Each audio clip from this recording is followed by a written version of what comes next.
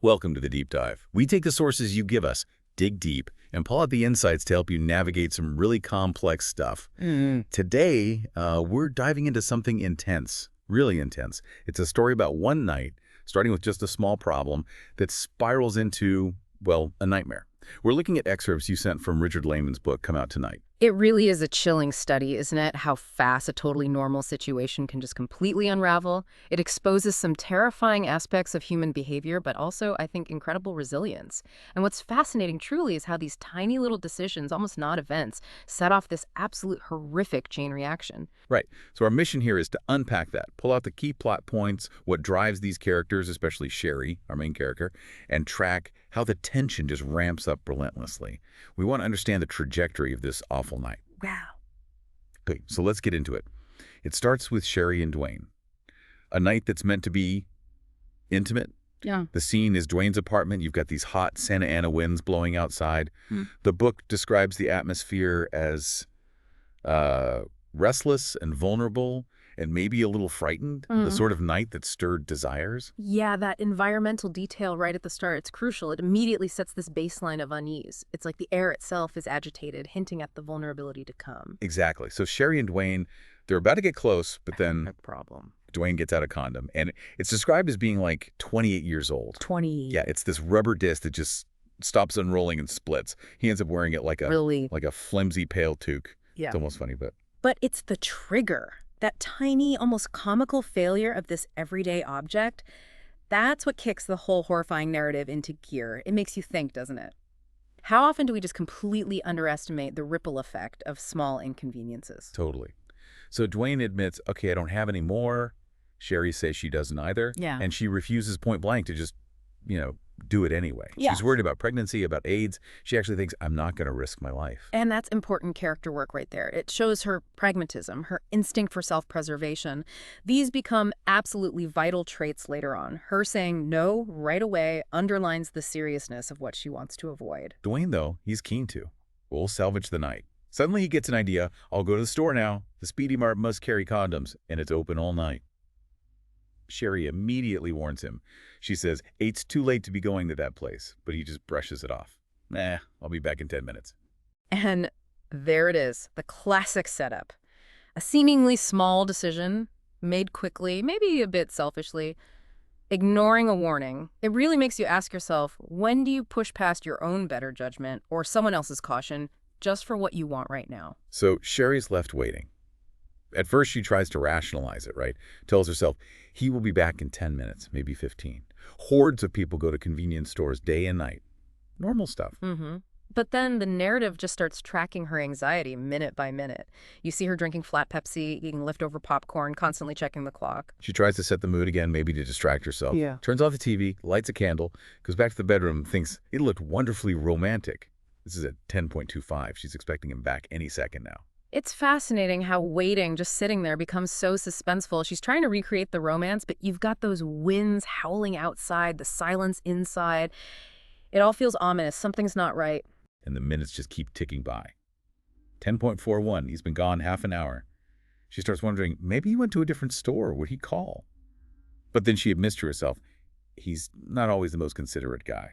That little thought, that ambivalence towards Duane, it's subtle, but it's there. It kind of prepares us, and maybe her, for realizing more about him later. It shows she's aware of his flaws, even before things get truly bad. Then a sound. A bang from outside. Yeah. At first she dismisses it. Just city noise, right? Oh, yeah. Sirens and car alarms and police helicopters and screams. But because Duane's still gone, it connects. She thinks time sure flies when you're waiting for someone, especially when you're afraid he might have gotten killed or something. Yeah. Then she tries calling him. 10.56. But the phone lines are dead. Branches down because the wind. She's cut off. And that's huge, the dead phone lines. It removes her main link to help, to the outside world. It ramps up her vulnerability immediately, makes it real, not just a feeling. So 10.59. She can't wait anymore. She decides she has to go find him. Gets dressed fast, grabs her bag, and walks out the door at exactly 11:00 p.m. So Sherry steps out into this windy night, heading for the Speedy Mart. She's walking down this dimly lit alley, sees trash blowing around, newspapers, a black cat darts past. Typical gritty urban scene. She runs into a beggar. Feels a bit ashamed for judging him, but also kind of resents being approached, suspects maybe he's faking it. Yeah, that little interaction, it gives you a quick snapshot of the environment she's now in and her internal conflict, trying to be decent but also feeling wary, maybe a little hardened by the city. The outside world isn't friendly.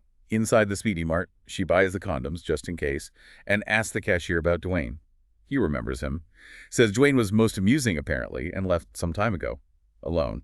But Duane's van is still sitting right there in the parking lot. Okay, so that's a key piece of info. But the cashier, he delivers it so casually, almost unconcerned. That gap between Sherry's frantic worry and his sort of blasé attitude is unsettling. It's a red flag flapping in the wind. Why isn't he more alarmed? Right, so outside the store, Sherry meets this guy, Toby Bones. Described as tubby, cheerful-looking, he recognizes her. She'd been a substitute teacher at his school. Toby says he's doing his laundry there late at night because, and this is quite a story, his mother was attacked and raped in that same laundromat some time ago. And that backstory about his mother, it's designed perfectly to build instant sympathy, instant thrust. You hear that and you think, okay, this guy understands vulnerability, danger, which of course Laymon uses to completely pull the rug out from under us. And Sherry, it makes the betrayal hit so much harder. Definitely. Because Toby then tells Sherry this absolute bombshell of a lie. He claims he saw Duane leave the store with this other guy. Says they seem like friends. Sherry is just floored. She thinks Duane walked off down the street with a gay boyfriend. It's crazy.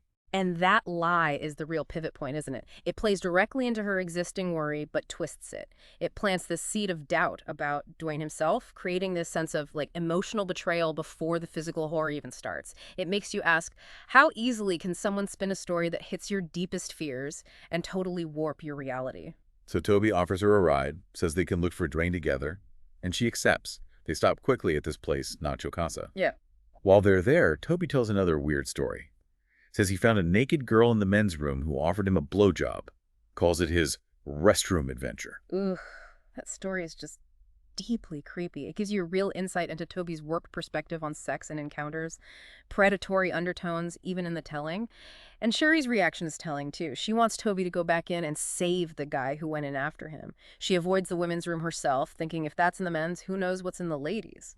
She's sensing danger cues everywhere now. Then, after they leave Nacho Casa, Toby drops the real bombshell. He admits he lied about the other guy. He says Duane actually met a woman named Grace, kissed her.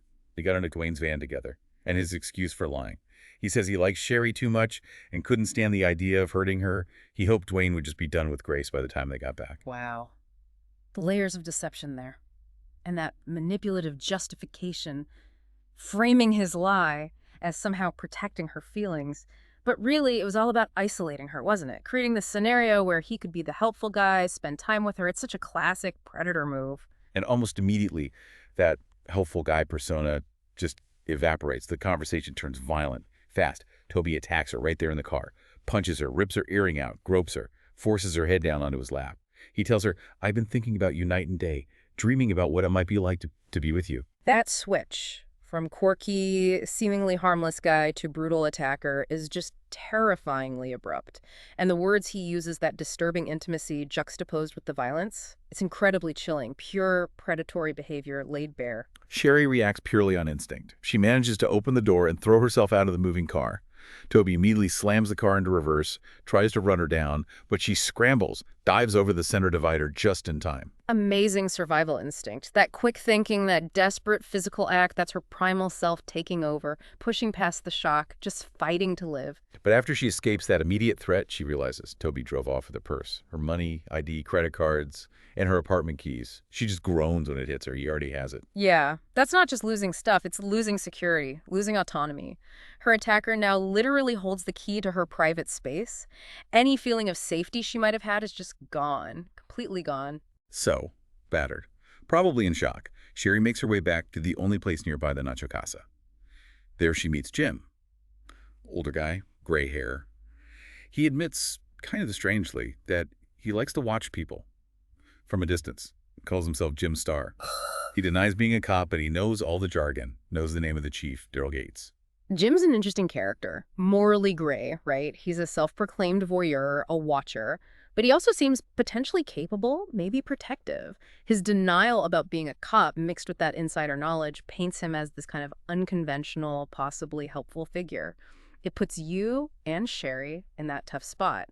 When you're desperate, who do you trust? even someone a bit off. Sherry is wary, you can tell, but she needs help. She accepts his offer. They talk about her injuries. She tries to downplay them. And she explains why she doesn't want to call the police, as it would be opening a can of worms. She just wants the whole thing to be over. That reluctance to involve police, it feels very real. It reflects that fear victims sometimes have the fear of losing control of the system, the bureaucracy, especially when you feel so exposed already. She's trying to claw back some agency, even if it means handling things herself. So Jen agrees to drive her to Duane's apartment. The lobby is empty, quiet. She lets herself in with her spare key, and Jim follows her up. And what she finds inside, it's just beyond comprehension. She goes into Duane's bedroom and discovers his body. He's been decapitated. And the description is brutal. His face partially eaten away. Teeth all bloody through the gap where his cheek should have been. Blood dripping from the pulpy red stump of his neck. Oh God, that level of graphic detail just hammers home absolute brutality, the pathology involved. It's pure shock value, confirming her worst fears, but in a way that's just unimaginable. Any lingering shred of normalcy from the night is utterly obliterated in that moment. Jim sees it too and runs to help her, react. But just then, Toby leaps out. From behind Jim, he's described as a naked, tubby guy with butcher knives in both hands, and he just starts plunging them into Jim's back, over and over. The sheer speed and surprise of it. Toby was waiting. It shows his cunning, his calculated savagery. He's not just impulsive, he planned this, and he clearly enjoys the violence. Sherry tries to fight back, kicks Toby. He grabs her, starts trying to rip her underwear off. But right then, there's pounding on Duane's front door, a neighbor yelling, "What's going on in there?" That interruption, it's a lifeline. Just that momentary distraction is crucial for Sherry.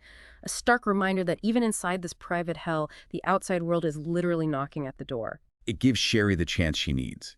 She breaks free, runs out of the apartment, races down the stairs with Toby right behind her. She ducks under the staircase to hide, thinks about trying to push him down the stairs when he comes past. But she decides against it. She's too afraid of his sheer ruthlessness now. She remembers seeing him attack Jim, seeing him attack the woman earlier, watched him drive them in a wild frenzy again and again and again. That hesitation isn't cowardice, it's calculation. She understands exactly how dangerous he is now. She knows a direct confrontation might be suicide. It's a smart, survival-based choice given what she's witnessed. She manages to slip out and makes it to Duane's van in the parking lot, finds his cell phone inside, tries to call 911, and gets the battery low message. The phone goes dead. Oh, agonizing. First the landlines, now the cell phone. It just reinforces her complete isolation. That feeling of help being right there, but just out of reach. It's torture. And just as she's fumbling, trying to plug the phone into the car charger, Toby appears, right there in the van with her.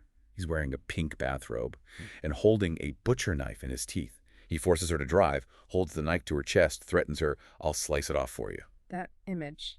The pink bathrobe, the knife clenched in his teeth. It's so bizarre, so grotesque. It really underscores how completely unhinged he is. All pretense is gone. Then Toby starts talking about his victims. Chillingly, he says, the taste, Duane's taste, confirms the cannibalism. He also reveals he ditched his wallet, his keys, no ID, and Sherry puts it together. Her locking him out of Duane's apartment earlier, it actually hindered him. She thinks, I really did screw him up. Horrifying confirmation about the cannibalism. But notice Sherry, even under this extreme threat, she's still processing information, still analyzing. She realizes she inadvertently created an obstacle for him. It subtly shifts the dynamic, even if she's still captive. She has a piece of leverage, maybe. Toby then talks about needing to dump Duane's body. Suggests a dumpster somewhere. And this is where Sherry gets incredibly clever. Thinking fast, she manipulates him. She suggests going to her apartment instead. Promises privacy, a place he can change, clean up, even offers him screwdrivers to take the license plates off the van. She plays to his needs his desire for secrecy, convenience. That is brilliant, absolutely brilliant resourcefulness under pressure. She turns his own psychopathy, his own self-interest against him. Instead of immediate violence, she redirects him towards a goal that seems safer for him, but actually gives her potential advantages. A chance, maybe. It's a masterful psychological move to regain some semblance of control. He buys it. Toby agrees. But first, they stop in an alley, and he drags Duane's body into an unlocked laundry room. He even makes a sick joke about doing a load of laundry. That twisted humor again. Even while disposing of a body, he has to make these comments. It just highlights how deeply disturbed, how detached from reality he is. Then the story gives us a bit more about Toby's background, his home life. We learn about his brother, Sid, who's abusive, calls Toby a fucking loser, hints Toby is a pervert. Their parents are dead. And it's heavily implied Toby and Sid were involved. So Toby, like Jim, is a kind of watcher, but his watching is filled with malevolence. And he revealed his master plan. It involves Brenda, Sherry's sister. He wants to kill her mom and dad, kidnap Brenda, take her to his house, tie her down, and do everything with her. He complains he can't do it with them, Sid and his girlfriend, Dawn, in the house. This is just pure escalating depravity. The plan is so detailed, so horrific. It shows the depth of his twisted fantasies, all centered around absolute dominance and control. And the casual mention of killing the parents, it's bone-chilling. He finds a flyer in Brenda's room, car wash 9 to 5. He knows where she is now. And then he deals with the obstacle. His brother Sid. He uses power drill, inserts the 4-inch bit into his brother's left ear, and pulls the trigger. The sheer calculated brutality of that act, using a power drill, it's so mundane and yet so horrific. It shows his complete lack of empathy, his willingness to eliminate anyone who gets in the way of his grotesque plans. He then confronts Dawn, Sid's girlfriend. We don't see exactly what happens, but later Toby shows up with a police officer's gun. The implication is terrifyingly clear. He likely killed Dawn and then a cop who responded. His rampage has gone public. Yeah, acquiring a cop's gun changes the whole game. He's escalated from clandestine horror to open, armed warfare against anyone in his path. The danger level just skyrocketed. Meanwhile, Brenda, Sherry's sister, is at this car wash fundraiser for her journalism class. Toby finds her there. Brenda and a few friends then go over to another kid's house, Jack's house. He's described as rich, someone Sherry used to teach to wash a few more cars. And this just brings the terror right into Sherry's family circle. The threat isn't just personal to Sherry anymore, it's aimed directly at her sister. The stakes feel impossibly high now. Toby crashes the car wash at Jack's house. He shoots Brenda in the thigh. Then he forces one of the other kids, Quentin, to strip another girl, Fran. Fran, in this moment of sheer terror, actually proposes to Toby. Thinks if they're married, she can't testify against her husband. Wow. That desperate grasp for a legal loophole in the middle of that nightmare, it's almost surreal. Shows the lengths the mind will go to survive. But Toby just sheets it down, coldly tells her his parents are dead, toes up, and implies he and Sid killed them. He even corrects her on the law. It just shows his chillingly detached intelligence, even while terrorizing these kids. Toby, holding the cop's gun, then lays out his final, horrifying plan for Brenda. He tells Fran, I'm going to stay right here and hump the living daylights out of Brenda and have the time of my life. And when the house burns down, I'll be right on top of her, fucking her, and we'll burn up together. We'll melt together and be like one big clump. That is the absolute apex of his psychopathy. The level of detail in that fantasy, combining sexual violence with a suicidal possessive immolation, it reveals the total black hole at the core of his being. He wants utter annihilation, fused with his victim. Okay, let's shift back to Sherry for a moment. Remember, she escaped Toby earlier by biting him severely. She ends up being found naked and injured on a hillside by 2 teenagers, Pete and Jeff. They take her in, help clean her wounds, give her a Bloody Mary. Seems like a moment of kindness, right? It is a brief respite. Unexpected allies appearing out of nowhere, it gives you and her a moment to breathe. But knowing the story, you're waiting for the other shoe to drop. And it does, in a way. Sherry starts manipulating them. She pretends to be getting drunk, playing weak, tells them basically, I can handle my liquor, but you guys can't. You'll pass out soon. She admits later her plan was to wait until they were zonked, then borrow their car and go after Toby herself, alone. Incredible. Again, she's turning perceived weakness, her vulnerability, needing their help into a tool. She's not passively waiting, she's actively planning, deceiving them to get what she needs to continue her fight. She's determined to handle Toby herself. But then Pete and Jeff reveal their deception. They admit they were giving her the drinks, hoping it would sober them up so they could ditch her and go after Toby themselves. They'd even looked up bones in the phone book, planning their own vigilante mission. That's almost darkly funny. All 3 of them, in this intense situation, are secretly trying to outplay each other. It really drives home that theme of distrust, self-reliance. Even potential allies have their own agendas. Nobody fully trusts anyone. The tension snaps back hard when Toby calls Pete's phone. Okay. Sherry had given Pete her parents' number earlier. She instantly realizes Toby is at her parents' house. He's alive, and he's targeting her family. Pete, under pressure, gives Toby an address. But it's for the house next door to where they actually are. A gut punch for Sherry, knowing he's there, but also quick thinking from Pete with the wrong address. High-stakes decisions being made in fractions of a second. So Pete and Jeff, now knowing roughly where Toby came from, head to Toby's house. They find Sid's body, the drill, and the police finally show up there. Right, the authorities are involved now, but you get the sense it's too late for official channels to really stop this. Sherry knows this is personal. It's down to her. And the final showdown happens in Brenda's room, at Sherry's parents' house, presumably. Sherry gets there, armed with Toby's own pistol that she must have acquired somehow earlier, or maybe Jim's. The text isn't specific here. She finds Toby. He's lost a finger from her bite earlier. He's wounded, diminished physically by the night's violence, but you know his core depravity is still intact. He's still dangerous. Sherry confronts him, taunts him, tells him she didn't give him AIDS despite his fears, tells him he's looking at maybe 15 years on death row waiting. And then the final twist. She reveals she has a hidden knife, and she stabs him right in his remaining eye, kills him right there. Wow, that is visceral. It's pure vengeance.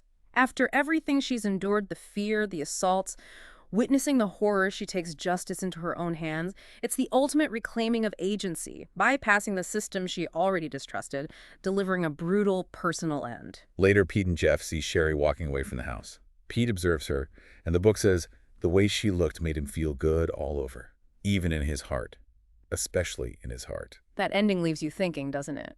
It's closure, of a sort. Sherry survived, she won. But the cost, it's immense. That look Pete sees suggests she's profoundly changed. Survival, especially this kind, isn't neat. It leaves marks, maybe even dark ones. So wrapping this up, what does this incredibly dark deep dive mean for you listening? I mean, it really shows how fast life can just turn on a dime. How something totally mundane like needing condoms can spiral into this. Yeah, it's a brutal reminder of what people are capable of, both profound evil, like Toby, and this incredible, almost primal resilience, like Sherry. Her journey from just wanting a romantic night to fighting for her life and then enacting vengeance. It's a testament to how far the human spirit can be pushed, how adaptable it can be under literally unimaginable stress. It definitely makes you think about trusting your gut instincts, doesn't it? Preparing for the unexpected. Yeah. And maybe keeping a good supply of, well, condoms, for one thing. Avoid that first step. Yeah. True. But more deeply, it leaves you with a really unsettling question to chew on.